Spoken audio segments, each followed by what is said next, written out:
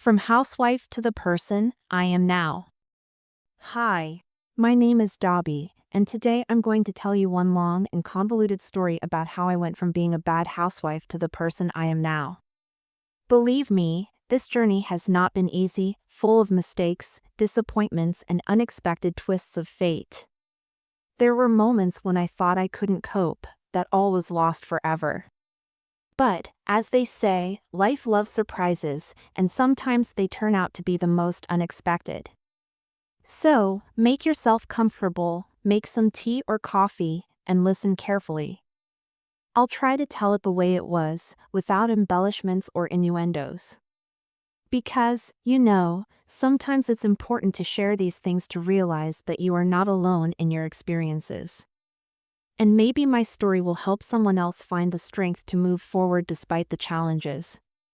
My name is Dabi Harrison, and I lived an ordinary life in upstate New York. Married to Tom, with whom we have been together for 20 years. We have a beautiful daughter, Emily, who was 18 years old at the time. The house was comfortable, the neighbors friendly, and life went on. Tom worked as a lawyer making good money. I worked in an office and made good money too. Once a year in our car we went to my parents in a small town 100 kilometers away from us. But, as I soon realized, this idyllic life hid its dark sides. I could not foresee that I would soon encounter a situation that would change our lives forever. But as time went on, something began to change in our lives. I noticed that Tom started to be home less often. Frequent delays at work were becoming a regular occurrence. In the beginning, I chalked it up to his career ambitions. But with each passing day, my confidence began to wane, and suspicions began to brew inside me. My inner voice began to whisper about the need to pay attention to his unconventional behavior. One day, when I got into my car, I found a comb of black hair in the glove compartment. It wasn't mine or Emily's, and I felt a slight pang of anxiety. My mind raced with dark thoughts, and this unexpected discovery spurred all my doubts, but I didn't say anything to him. I started thinking about how he sometimes mentioned a new project at work that he claimed was taking up all his time. Now I was beginning to doubt their authenticity.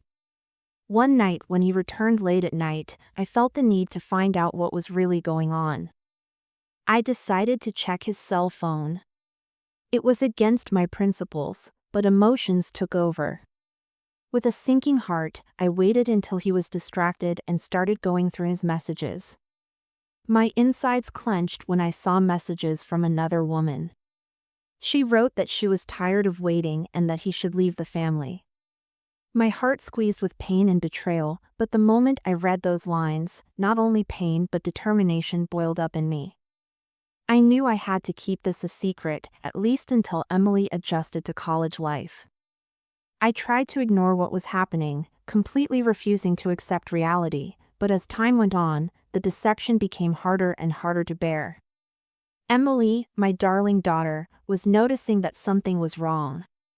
She seemed to sense the tense air that enveloped our house, but despite all her insight, she didn't ask questions. She had been living her own life for a long time, studying, making new acquaintances, striving for independence and rarely coming home. Her world was becoming more and more distant from mine. And then one day, when I came home from work, barely realizing that the day was over, my life turned into chaos.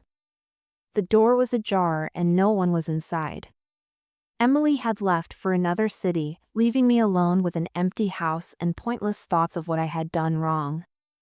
She ran away, moving away from all of her problems, and I felt abandoned. That moment was a real blow to me. I was alone again and the fear of loss gripped me head-on. Tom continued to live a double life. I knew he was spending time with another woman somewhere, and meanwhile I was sinking deeper and deeper into depression. Every corner of the house became a reflection of my condition: gray, empty, and joyless. Without Emily, the house seemed completely empty, and my attempts to contact her, to find out how she was doing and what was going on, were failing. Calls went unanswered and messages went unanswered. Every day was spent waiting for news from her, as if I hoped that she would come back and things would get better, just like in the good old days. Tom, noticing my condition, suggested that I go to a psychologist, reminding me to take care of my inner state. But I couldn't bring myself to agree. What was the point of talking about problems when the solution seemed so obvious? We could have just sat down and talked, but instead I pulled a mask over myself, trying to hold out as if it were a habit. Days turned into weeks and I became more and more isolated from the world. My heart was torn with stabs of longing, and in this endless stream of anguish, I increasingly forgot who I really was. I felt lost in this blinding darkness, not knowing how to make a move to get out of this hell. Depression became my companion, and even though I pretended to be strong, inside I could feel how quickly all the dreams we had once built with Tom and Emily were disintegrating. Each morning became a hope that something would change today, but it only got worse. One evening, when Tom was late at work again, I sat in the kitchen and stared out the window for a long time. It was raining outside the window, its drops dripping down the glass, reminding me of the tears I hadn't been able to cry in a long time. At that moment, I could feel the loneliness enveloping me. It was at times like this that the silence was deafening. The rain pounded on the windowsill, creating a sad melody, and my mind was spinning with thoughts of what had happened to our marriage, where the happiness had disappeared to, instead of which there was only emptiness. Suddenly, the doorbell rang. I turned around, trying to get away from these lingering thoughts. When I opened the door, I saw a woman, and suddenly everything fell into place. It was her, the one Tom had been texting, the one I suspected but couldn't believe. In her eyes I saw both hope and fear mixed with contempt for me, and I knew instantly that she hadn't come in peace. She had come to tell the truth. The words that came out of her mouth came crashing down on me. Turns out they had been having an affair for 6 months and now she was expecting a baby. Anger and sadness mixed inside me, but on the outside, I remained calm like a stone statue. As the volcano of emotions boiled inside me, I focused on her words. Instead of letting the tears flow, I remained silent. My lips remained tightly clenched, and my heart pounded frantically in my chest as if trying to break free. Finally, I exhaled, gathering all my strength, and slowly said, "Go away." Her face was angry and uncomprehending, demanding that I let him go, but I closed the door behind her. There was silence again, and the rain outside the window intensified, merging with the sound of blood in my ears. That sound was the only thing that kept me from fainting under the weight of my sudden circumstances. I could feel myself getting hard to breathe, but I couldn't let myself collapse. The next day, as I was trying to recover from all the shock, Tom came home and didn't hesitate to tell me that he wanted a divorce. I didn't resist. I just sat on the couch, as if my life had become a static picture, and watched him pack his things into boxes. Every move Tom made reminded me of how our life had crumbled, and with it, all of our dreams. After a week, he took the rest of his belongings and moved away, leaving me with the house, as if tossing away the last bit of memories that we had once been a family. We divorced and I was left alone, without a husband, without a daughter, without a purpose in life. My mind was spinning with thoughts of what I had done wrong. Why had things gotten so bad? Despair engulfed me, my hands were down, I didn't want to do anything. I stopped cleaning, stopped cooking, I didn't need anything. Feelings of deep indifference became my constant companions.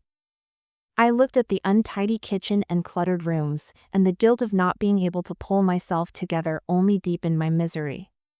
Each day passed in a shadow of sadness and dissatisfaction, and sometimes I couldn't tell where my soul ended and this abyss of emptiness began. I saw our home with different eyes. Once so cozy and warm, it now reminded me of what had happened to us. I felt this space fill with silence, like an outsider watching my own collapse. Time had become my enemy, each second stretched forever, and I felt like I couldn't find the strength to start over. I was lost in my own sea of pain, not knowing what path to take. A few months passed, and I realized I couldn't stay in that house anymore. Everything reminded me of a past I wanted to forget. I sold the house and decided to move to the small town where my parents used to live. Since I didn't have a car, I took the bus. It was already evening when I arrived. It was raining. I decided to walk because the house was not far away, but when I heard the dogs barking, I was afraid. I thought the dogs were coming in my direction, and I rushed forward, missing the turn I wanted to take. Tears streamed down my face, but I didn't notice them. I was afraid of being attacked, so I ran without paying attention to my direction. I saw a car and waved my arms. The car stopped and the driver got out. He asked if anyone was chasing me. I explained that I felt like I was being chased by dogs and that I was very scared and lost. His name was Jonathan, and he drove me home. Jonathan turned out to be a real treasure. He worked as a carpenter.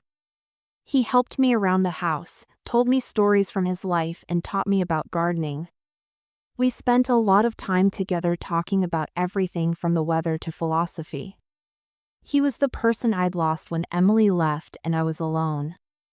As time went on, I started to feel better. Jonathan inspired me to do something new.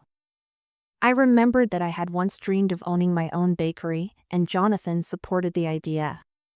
We developed a plan, chose a location for the store, and went into business. I baked bread and rolls, and Jonathan supplied the wood and helped with the renovations. We set up the equipment, bought supplies, and started selling coffee and baked goods. Soon people started coming in for fresh produce, and the store became a popular meeting place. We opened a cafe where people could sit and enjoy flavored coffee and fresh baked goods.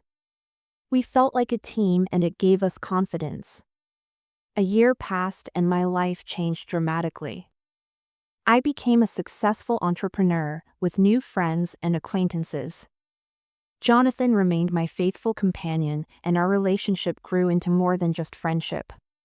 We often took walks together, talked about the future, and made plans. One day, as we sat on the porch of his house, enjoying tea and chatting, I received a text from Emily. She wrote that she missed me and wanted to come visit. I replied that I would love to see her. A week later she came, and we spent the day reminiscing about the past and discussing the present. Emily told me that she had found a job in a big city and was going to live there. Emily was happy to see me, and throughout the day we reminisced about events from our past. She talked about her life and how she had adapted to a new place and people. We discussed her career, future plans, and personal life. She admitted that she feels happy, but still misses home and family. We talked about how our bond remains strong despite the distance. Before leaving, Emily thanked me for my support and understanding. She said she was glad that we had maintained a warm relationship despite the distance. I realized that despite my mistakes, I was still able to be a good mother. Emily forgave, and that was the most important thing to me. Today, I look at my life and realize that everything happens for a reason. Through the pain and disappointments, I found myself and learned to appreciate the simple joys. Jonathan has become a part of my life, and together we continue to build our future. Sometimes I think about what might have been if I hadn't faced the challenges. Perhaps I would have remained a lazy housewife lost in a world of illusions. But fate has ordered otherwise, and I am grateful for it. Now I know that the main thing is not to be afraid of change and to go forward, no matter what.